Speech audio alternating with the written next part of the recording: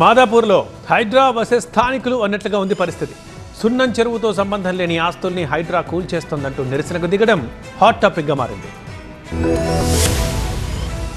మాదాపూర్లోని సున్నం చెరువు చుట్టూ వివాదం రగులుతోంది. హైడ్రా తీరును నిరసిస్తూ చెరువు పునరుద్ధరణ పనుల్ని వెంటనే నిలిపివేయాలని స్థానికులు మరోసారి ఆందోళనకు దిగారు. సిఐట్ లేఅవుట్, మారుతినగర్ వాసులు కళ్లకు గంతలు కట్టుకుని నిరసన చేపట్టారు. చెరువుకు సంబంధం లేని ప్రైవేట్ ఆస్తుల్ని కూల్చేస్తున్నారంటూ ఆగ్రహం వ్యక్తం చేశారు. సున్నం చెరువు ఒకచోట, కూల్చివేతలు మరో చోట అంటూ ఫైర్ అయ్యారు. సర్వే రిపోర్టుల్ని హైడ్రా తారుమారు చేసిందంటూ ఆవేదన వ్యక్తం చేస్తున్నారు. జరుగుతోన్న అన్యాయాన్ని చూడలేకనే కళ్లకు గంతలు కట్టుకుని ఆందోళన చేస్తున్నామన్నారు. ఇప్పుడు కోర్టు చెప్పింది ఆపమని, పని ఆపట్లేదు, వాళ్ళ పని వాళ్ళు చేసుకుంటూ వెళ్తున్నారు. కోర్టు కేసు, కోర్టు ఆర్డర్ కూడా పట్టించుకోవట్లేదు.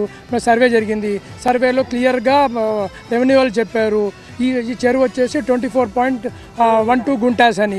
ఈ చెరువు ఉంది అల్లాపూర్ అని వాళ్ళే చెప్తున్నారు. చెరువు వాటర్ రావడానికి ఛాన్సే లేదన్నారు.